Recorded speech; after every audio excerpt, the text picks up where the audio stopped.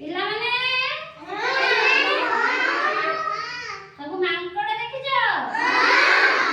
ଦେଖିଛ ମାଙ୍କଡ ଗଛରେ ରୁହେ।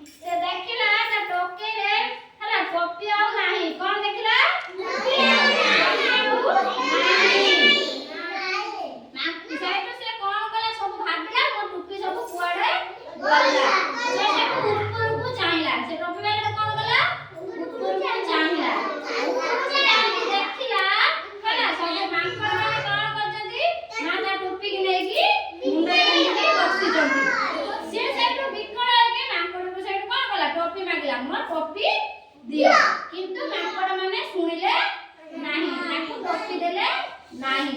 ସେଇଠୁ ଟୋପି ବାଲା କଣ କଲା ନା ମୁଣ୍ଡରେ ଗୋଟେ ବୁଦ୍ଧି ବାଞ୍ଚିଲା। କଣ ବାଞ୍ଚିଲା? ବୁଦ୍ଧି ବାଞ୍ଚିଲା। ବୁଦ୍ଧି ବାଞ୍ଚିକି କଣ କଲା ନା ସେ ଟୋପି ବାଲା ମୁଣ୍ଡରେ ଗୋଟେ ଟୋପି ପିନ୍ଧିଲା। କଣ ପିନ୍ଧିଲା?